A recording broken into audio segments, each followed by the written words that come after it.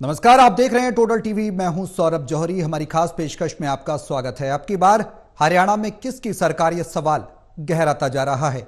BJP और कांग्रेस नामांकन के आखिरी दिन अपने उम्मीदवार फाइनल कर पाई। कांग्रेस ने अपनी आखिरी सूची में 2 उम्मीदवारों की घोषणा की है। इससे पहले पार्टी 88 उम्मीदवारों की घोषणा कर चुकी थी। नामांकन से सिर्फ 3 घंटे पहले उम्मीदवारों की अंतिम सूची जारी की गई।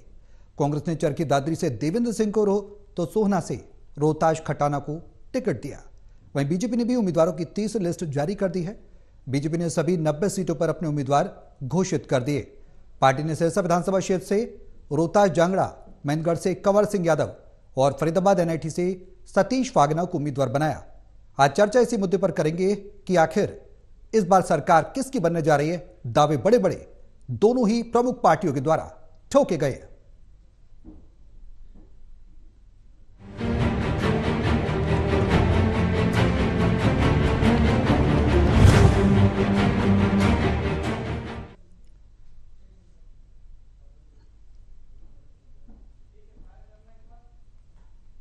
तो अब की बार किसकी सरकार बनेगी, हरियाणा में मुकाबला बेहद दिलचस्प होता नजर आ रहा है। अगर कांग्रेस की बात करें तो एक के बाद एक जिस तरीके से वेटिंग स्थिति में, वेटिंग कंडीशन में जो लिस्ट जारी हुई उम्मीदवारों की, कैंडिडेट्स की, वो कहीं ना कहीं बड़ी रणनीति की तरफ इशारा करती है। बीजेपी भी जिस तरीके से संगठन के साथ मजबूत है और हरियाणा के विधानसभा चुनाव को लेकर एकदम आगे की रणनीति बना रही है।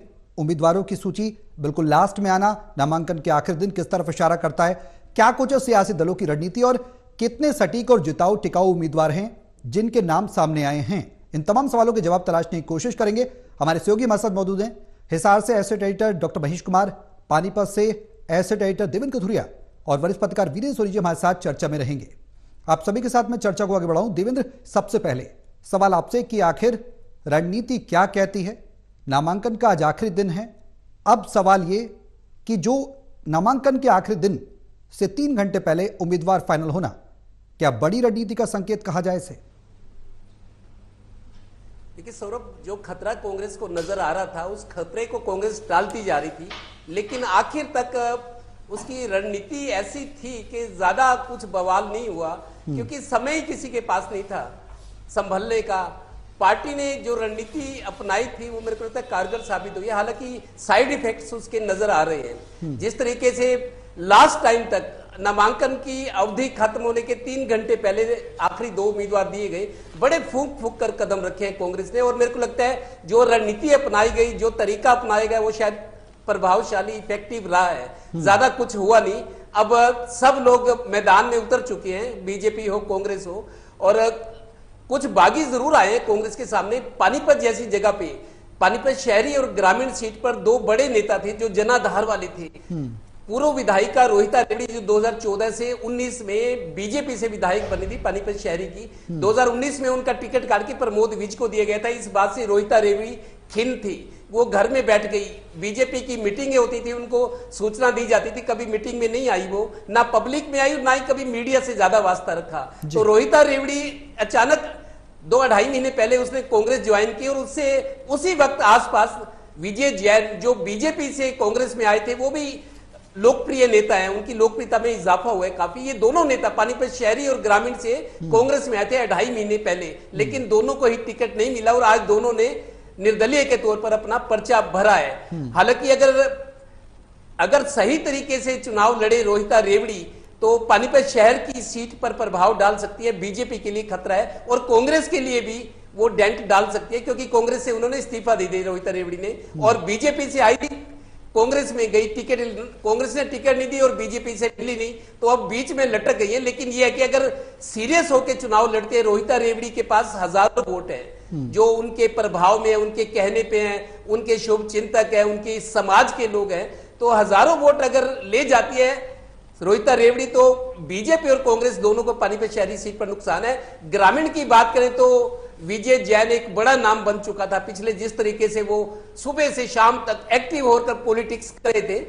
रात आज उनका बयान था जब नामांकन भरने आए कि 9 बजे तक वो तैयारी कर रहे थे, सूचना दे रहे थे रिश्तेदारों को, दोस्तों को, वोटर्स को कि सुबह 9 बजे आज मेरे ऑफिस आना है, वहां से रोड शो करके नामांकन भरने चलेंगे। रात को 9 बजे तक तैयारियां कर रहे थे, लेकिन टिकट उनका था 9 बजे तक, जैसा वो उन्होंने आज मीडिया को भी कहा है, लेकिन आधी रात को 11:30 बजे के बाद या 11:30 के आसपास उनका टिकट काट दिया गया। कुछ लोग जाग भी रहे थे रात, क्योंकि उत्सुकता बहुत बनी हुई थी, पॉलिटिकल जो लोग हैं वो जाग भी रहे थे।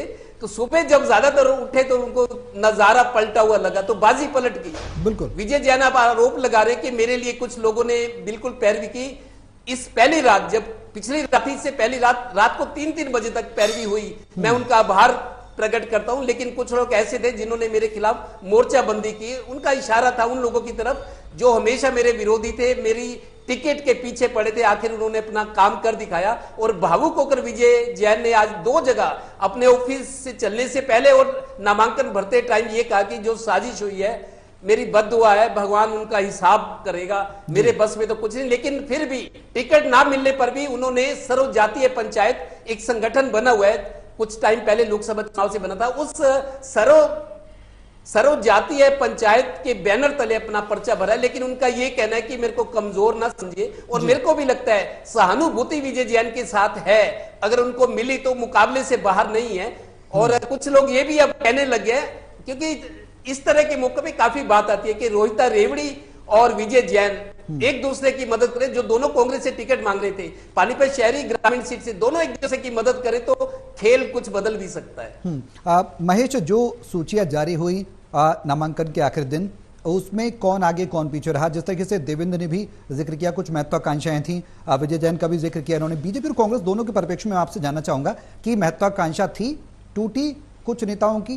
कांग्रेस की बात करें तो कुछ पुराने कार्यकर्ताओं पर कांग्रेस ने भरोसा जताया, कुछ दिग्गज नेताओं को निराशा हाथ लगी, हालांकि कुछ पर जरूर उन्होंने भरोसा जताया है। लेकिन सवाल है कि आखिरकार दोनों ही पार्टियों की रणनीति हरियाणा में विधानसभा चुनाव के दरमियान, आज नामांकन का आखिरी दिन था, अब आगे क्या कहती है, किस तरह की राहें नजर आ रही है?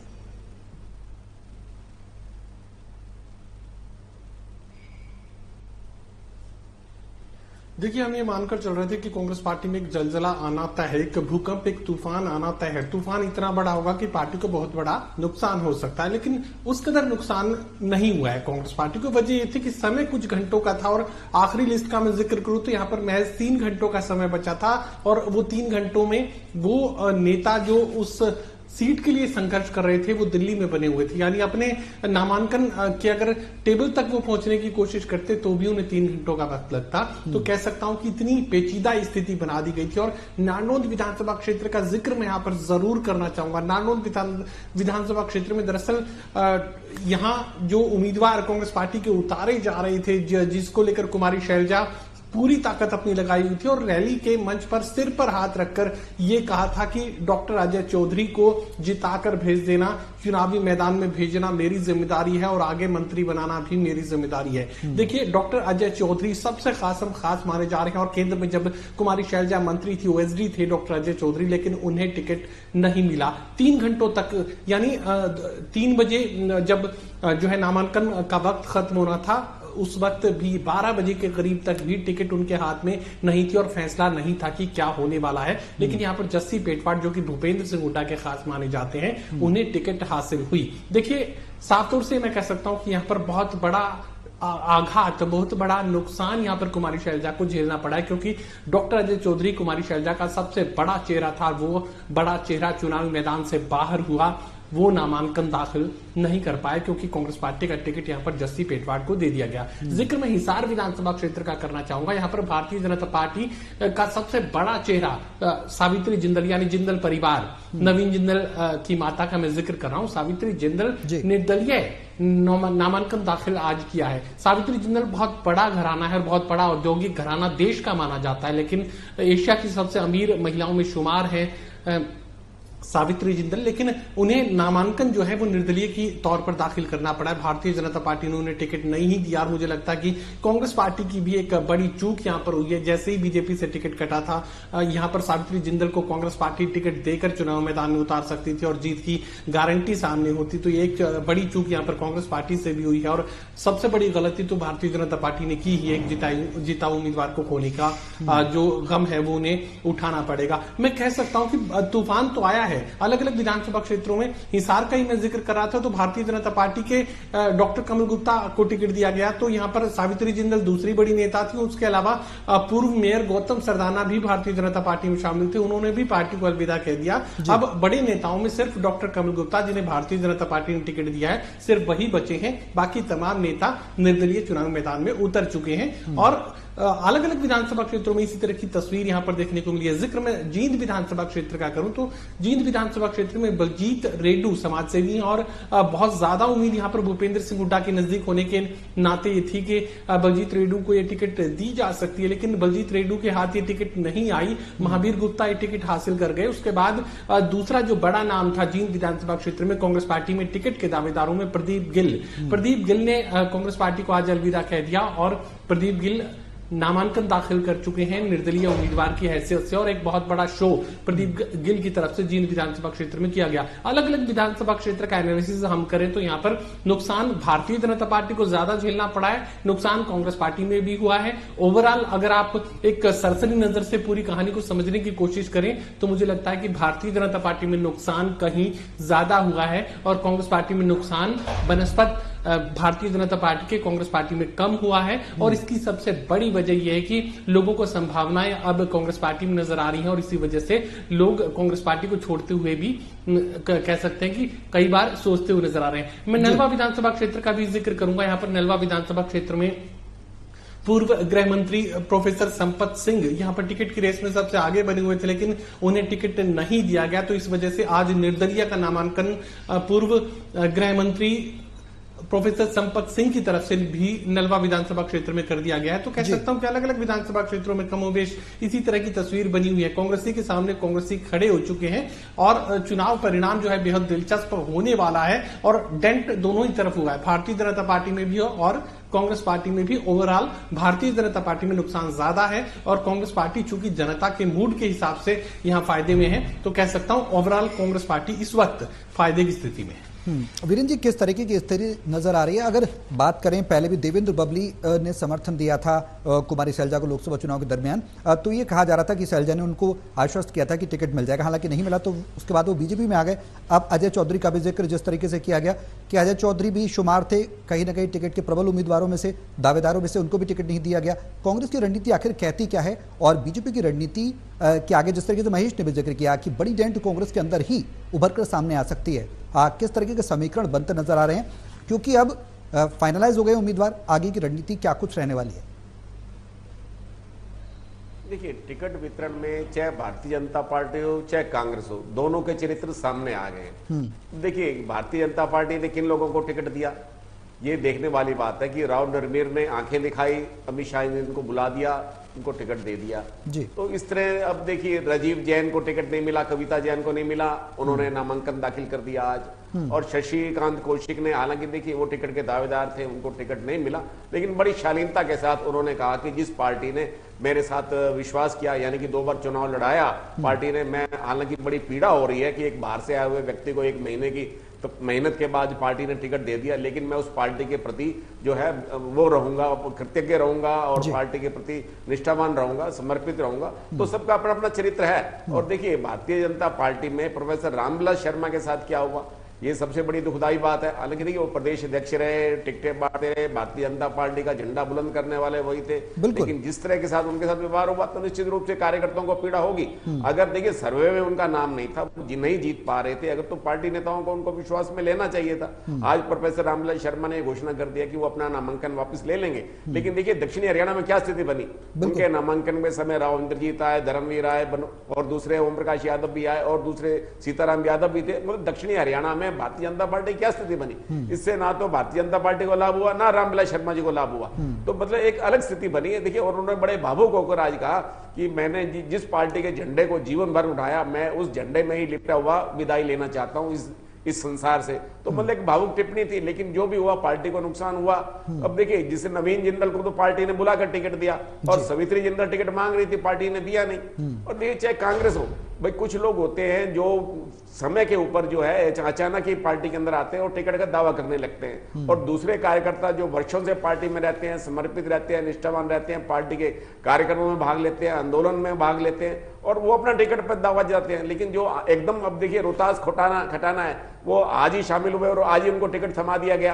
अब सबको पता है कि सोना के अंदर जो है टिकट कैसे मिला, इसमें अब कोई संदेह नहीं रहा कि रोहतास खटाना को कांग्रेस ने टिकट क्या दिया। तो ये कांग्रेस में भी उंगलियां उठेंगी, चाहे भारतीय जनता पार्टी चाहे कांग्रेस हो। तो ये दोनों का ही चरित्र सामने आया है। टिकट के वितरण में जो पारदर्शिता रहना चाहिए, जो समर्पण रहना चाहिए। अब बात तो सभी सर्वे की करते हैं या कार्यकर्ताओं से रायशुमारी की बात करते हैं। क्या किसी पार्टी ने कार्यकर्ताओं की भावनाओं के अनुरूप टिकट दिए? रायशुमारी तो एक ढकोसला था, एक कार्यकर्ताओं को भ्रमित करने का प्रयास था। वो तो वो सूची से दिखाई दे रहा है। अगर आप चाहे भारतीय जनता पार्टी की सूची देखें चाहे कांग्रेस की सूची देखें, क्या रोहतास खटाना ने कांग्रेस के टिकट के लिए आवेदन किया था? तो मतलब जिन लोगों ने टिकट के लिए आवेदन ही नहीं किया और इस तरह भारतीय जनता पार्टी में जिन लोगों की रायशुमारी में नाम शामिल नहीं था उनको टिकट दे दिए गए।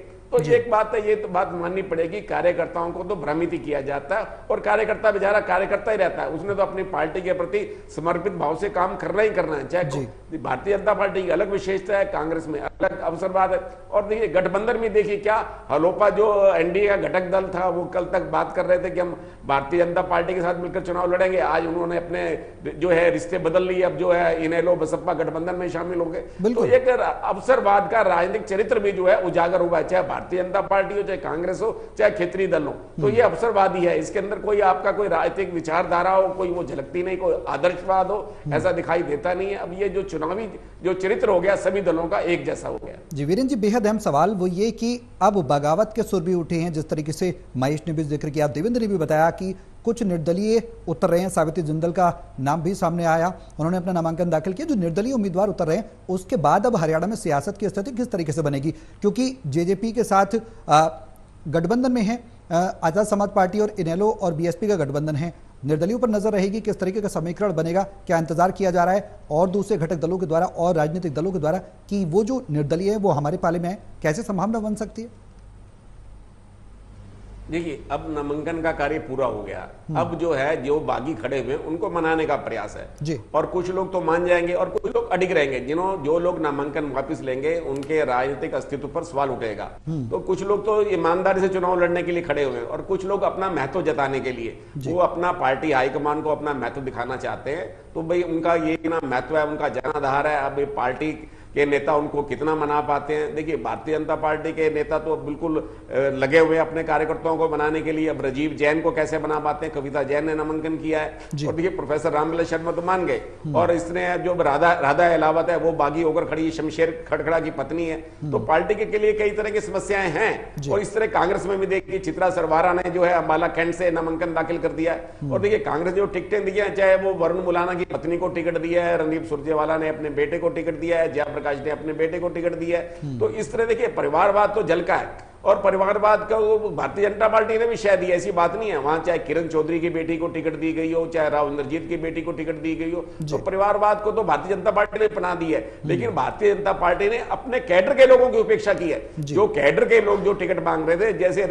कृष्णपाल गुर्जर का बेटा टिकट मांग रहा था, पार्टी ने उनको टिकट नहीं दिया। वहां हालांकि उनके समर्थक को टिकट दे दिया है फरीदाबाद एनआईटी से, लेकिन उनके बेटे देवेंद्र चौधरी को टिकट नहीं दिया। 2014 में मांग रहे थे, 2019 में मांग रहे थे। और देखिए मनीष ग्रोवर जो लगातार 2000 से लगातार 5 चुनाव लड़े हैं, लगातार ही सिर्फ 1 चुनाव जीते हैं, 4 हारे हैं, उनको पार्टी ने फिर टिकट दे दी। हालांकि उन्होंने कहा था कि मैं चुनाव नहीं लड़ूंगा। महान डॉक्टर आदित्य बत्रा प्रमुख दावेदार माने जा रहे थे, लेकिन आज नामांकन के समय आदित्य बत्रा भी मनीष ग्रोवर के साथ थे। एक ये पार्टी की खूबसूरती है, एक पार्टी की विशेषता है, अनुशासन की जो एक भारतीय जनता पार्टी में वो दिखाई देती है, उसका चरित्र दिखाई दिया। लेकिन कुछ जगह भारतीय जनता पार्टी में भी जो वातावरण बना है, कोई अच्छा वातावरण नहीं बना, चाहे संगठन के स्तर पर कहीं खामी रही हो, चाहे समन्वय के स्तर पर रही हो। तो पार्टी के अंदर भी जो टिकटों के लेकर जो एक वैमनस्य पैदा हुआ है, तो ऐसा लग रहा है कोई एक जाति विशेष को जो निशाना बनाया जा रहा है, एक ब्राह्मण समुदाय के खिलाफ जो मतलब एक वातावरण बना है भारतीय जनता पार्टी में, उसके लिए पार्टी को कीमत चुकानी पड़ सकती है। देवेंद्र, जो रणनीति जिस तरीके से वीरेंद्र जी ने भी बताया कि कंवर सिंह यादव को टिकट दिया गया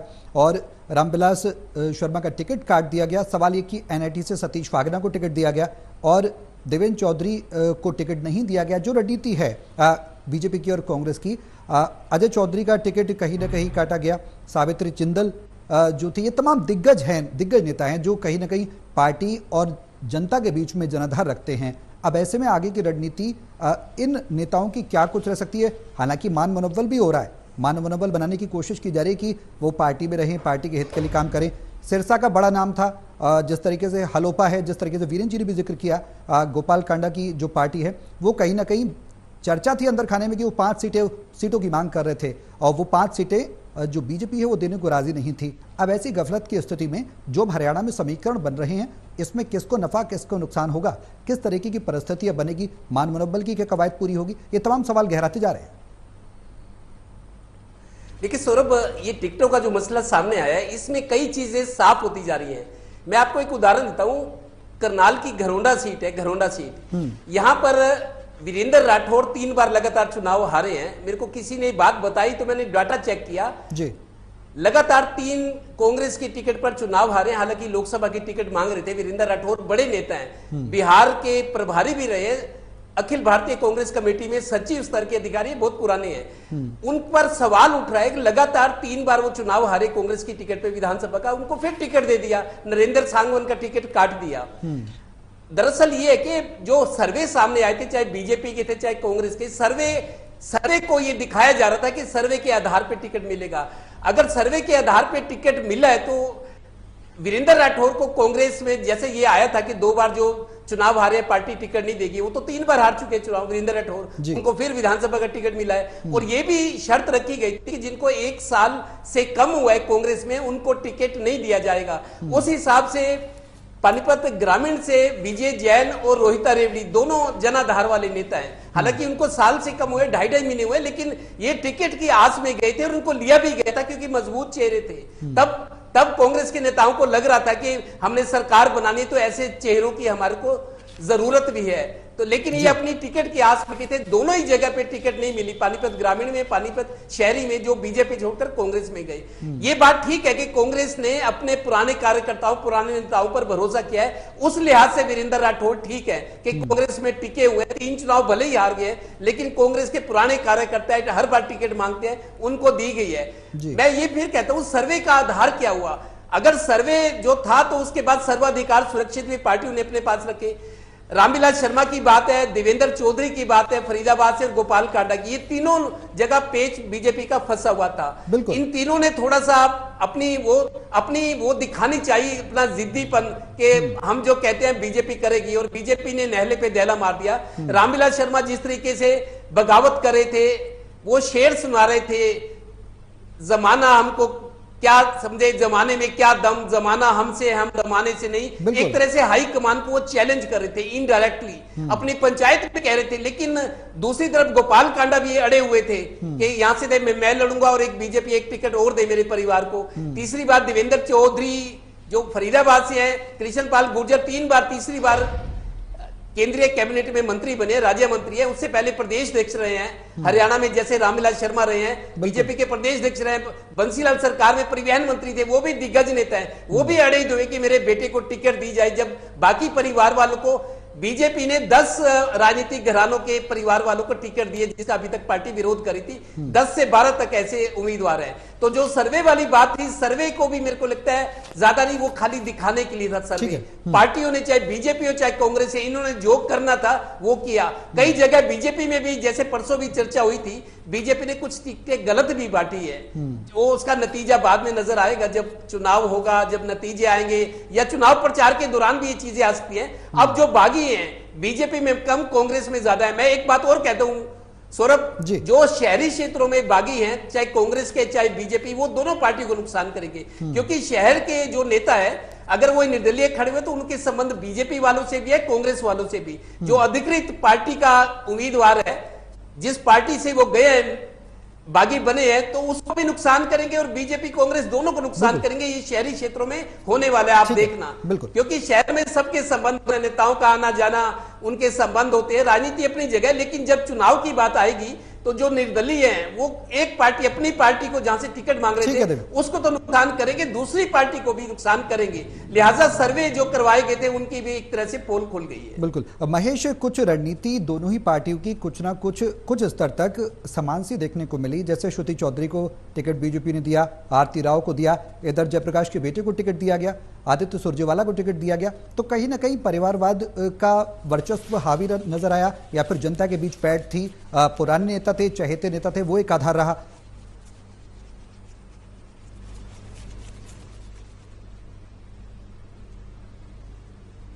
देखिए, ये जिक्र तो मैंने पहले भी किया था। जयप्रकाश को दरअसल कमिटमेंट किया गया था, गारंटी दी गई थी। आदमपुर का बाई इलेक्शन जब जेपी लड़ने पहुंचे थे तो इसी गारंटी के साथ पहुंचे थे कि उनके बेटे का राजनीतिक भविष्य वो सुरक्षित करेंगे, यानी पार्टी सुरक्षित करेगी। उस वक्त भूपेंद्र सिंह हुड्डा से गारंटी लेकर ही वो आदमपुर का बाई इलेक्शन लड़ने पहुंचे थे। उसी वक्त कलायत सीट जो है रिजर्व कर दी गई थी विकास के लिए, जयप्रकाश के बेटे के लिए। दूसरा जिक्र आप कर रहे हैं यहां रणदीप सिंह सुरजेवाला का। दरअसल रणदीप सिंह सुरजेवाला एक पेच यहां पर फंसा चुके थे, जिसको लेकर ये कहा जाता है कि कुमारी शैलजा भी वही बात सामने रख रही थी कि वो विधानसभा का चुनाव लड़ना चाहती है। शुरुआत कुमारी शैलजा ने की, उसके बाद रणदीप सिंह सुरजेवाला ने भी कहा कि मैं भी विधानसभा का चुनाव लड़ना चाहता हूं। इसके बाद इस चैप्टर को क्लोज किया दीपेंद्र सिंह हुड्डा ने। दीपेंद्र सिंह हुड्डा ने कहा कि फिर मैं भी विधानसभा का चुनाव लड़ना चाहता हूं। तो ऐसी परिस्थिति कायम कर दी कि पार्टी किसी भी सूरत में अपने सांसदों को, 3 सांसदों को अगर विधानसभा का चुनाव लड़वाएगी और तीनों के तीनों अगर जीत जाएंगे, अगर मगर था नहीं रोहतक लोकसभा में भूपेंद्र सिंह हुड्डा को कोई दिक्कत नहीं थी,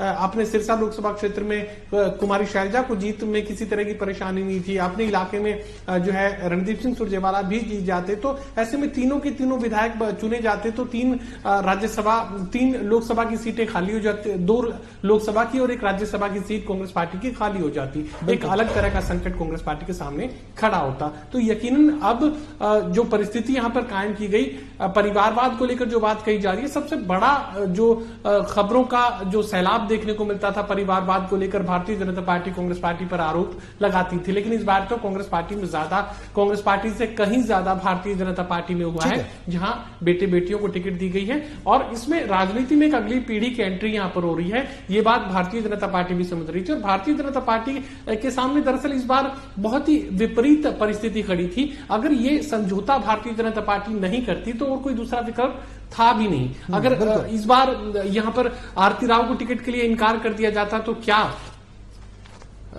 ये जो दक्षिणी हरियाणा का जो इलाका है, ये पूरे के पूरे राव इंद्रजीत किस तरीके से जो है पलट सकते थे, पूरी की पूरी बाजी बदल सकते थे। तो ऐसे में अब दबाव में अगर किरण चौधरी को नहीं लेते तो भिवानी जिले में स्थिति को, भारतीय जनता पार्टी की स्थिति को बेहतर नहीं कर सकते थे। चाहे किसी भी तरह के जो पैमाने भारतीय जनता पार्टी पहले निभाती थी, इस बार सारे के सारे तोड़ दिए गए क्योंकि हवाओं का रुख खिलाफ बना है। बिल्कुल, चलिए बहुत शुक्रिया आप सभी का हमारे साथ इस चर्चा में शामिल होने के लिए।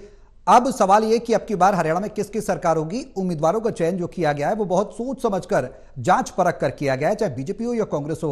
बीजेपी जहां एंटी इनकम्बेंसी के साथ इस बार तीसरी बार सत्ता में कमबैक करने की कोशिश करे, तो वहीं कांग्रेस 10 साल के सूखे को मिटाने की कोशिश में उम्मीदवारों को लेकर उतर रही है। अब सवाल यह है कि आगे जनता किस पर भरोसा जताएगी और अब की बार हरियाणा में किसकी सरकार बनेगी, ये देखने वाली बात होगी। मेरे साथ इस खास पेशकश में अभी के लिए बस इतना ही। नमस्कार।